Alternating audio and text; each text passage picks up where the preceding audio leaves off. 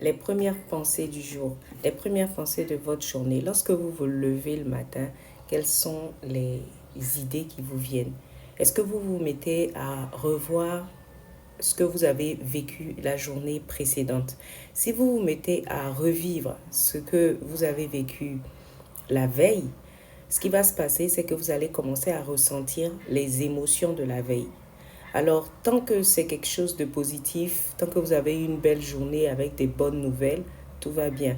Mais si c'est un problème avec lequel vous vous êtes endormi et que vous vous réveillez le matin avec ces mêmes pensées, avec la même émotion, parce que vous savez, qu'on soit religieux ou pas, croyant ou pas, scientifiquement en tout cas, euh, si vous croyez en la science, vous devez savoir que, quel que soit votre bord, vous devez savoir que l'homme émet quelque chose. Il émet une énergie qui attire les choses à lui.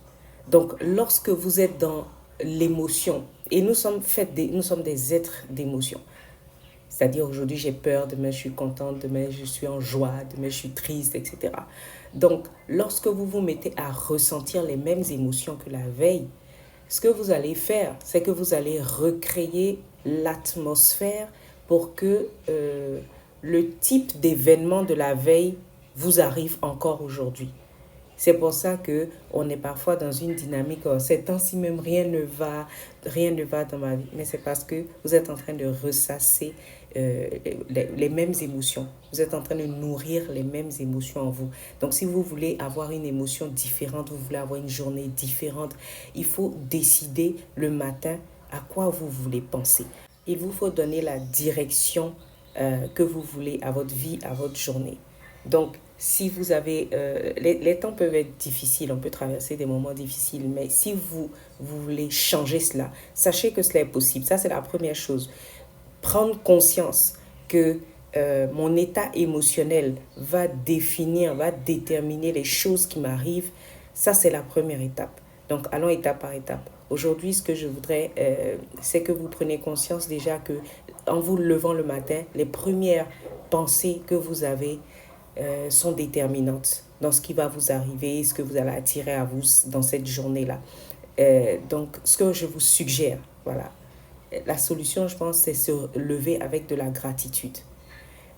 Faut pas se lever avec de l'amertume par rapport à ce qui s'est passé hier. Parce que les problèmes, là, ça arrive dans la vie de tout le monde. Hein? OK? Donc, une vie sans problème, j'ai jamais vu. Et je pense pas que ça va se faire. En tout cas, dans ce monde-ci. Donc, faut apprendre à remercier Dieu. Quand je dis ça, les gens sont surpris. Faut apprendre à remercier Dieu pour les événements négatifs. Merci pour la situation de dépendance que j'ai. Merci, je ne sais pas pourquoi, je n'arrive pas à m'en défaire, mais je rends grâce parce que je sais que ces choses qui sont aujourd'hui dans ma vie comme un problème, je crois que elles peuvent tourner à mon bien.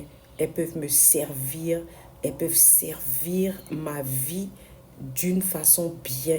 Il va avoir une fin heureuse. Donc déjà, il faut remercier pour ce qu'il y a de pas bien dans votre vie. Ensuite, il faut remercier pour le présent. Vous dites merci pour le présent que vous avez. Merci pour le souffle qui est encore là. Parce que je disais, un chien vivant vaut mieux qu'un lion mort. Donc, ça c'est dans les Écritures. Un chien vivant vaut mieux qu'un lion mort. Donc, remercier pour le souffle qui est là. Remercier pour la vie qui est là. Remercier pour l'opportunité que vous avez, la nouvelle opportunité, la nouvelle journée. Vous remerciez pour cela. Et puis, vous projetez maintenant. Il faut méditer sur ce que vous voulez voir.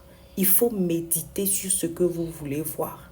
Il faut le visionner, le visualiser, l'imager, tous les synonymes que vous voulez. Mais vous devez le voir. Voir dans votre esprit avant de le voir physiquement.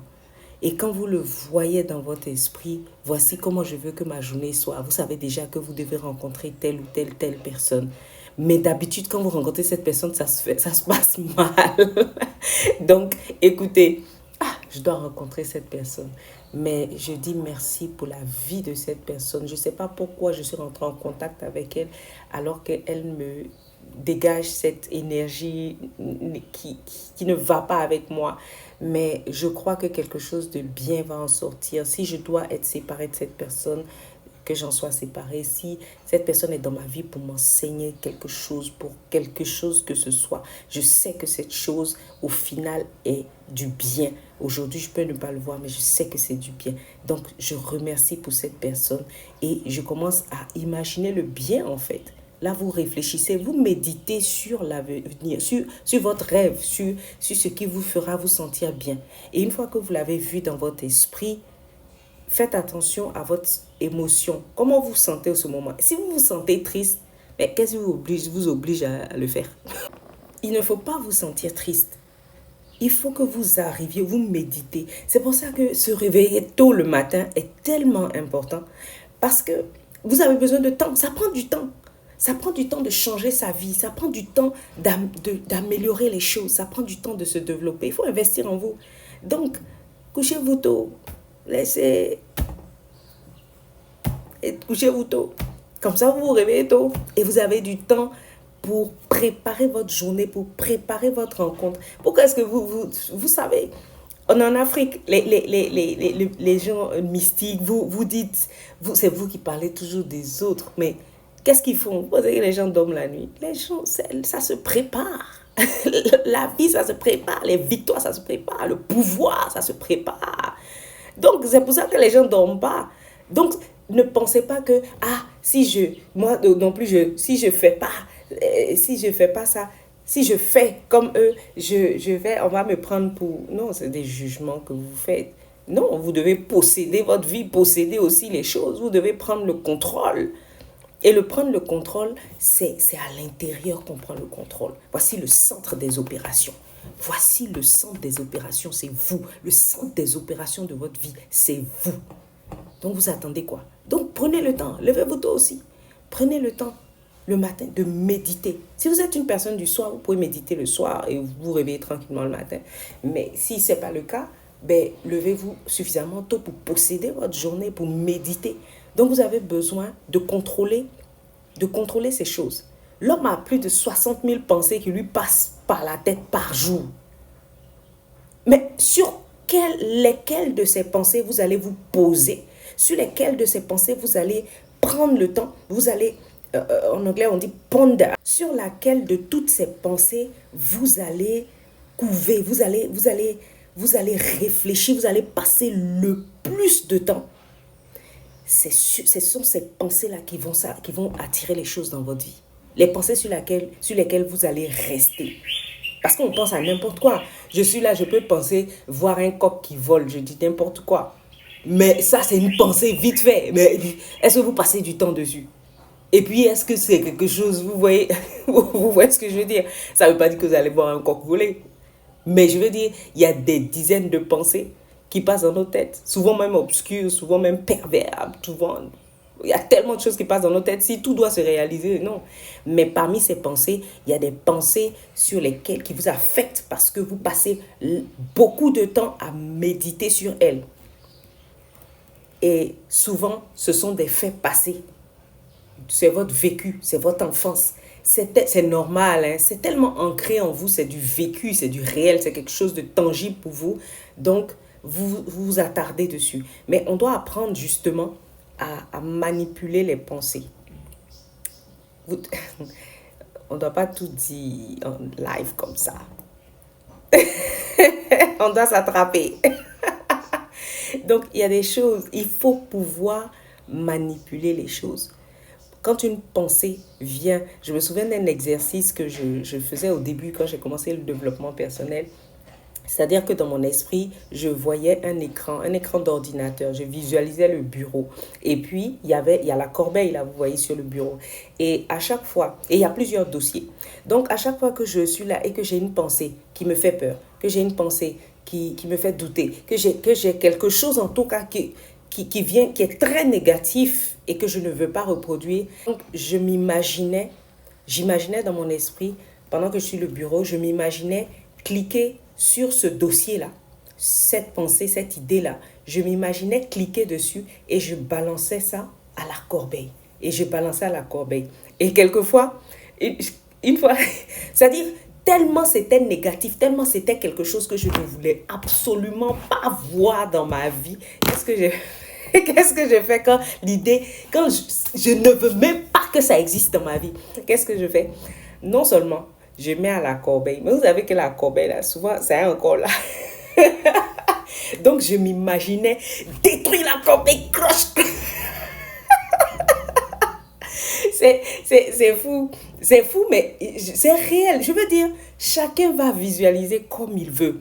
Mais c'est comme ça que je me débarrassais progressivement des pensées négatives. Et puis, je prenais le temps. J'ouvrais un autre dossier. Un autre dossier, en tout cas, qui me fait plaisir.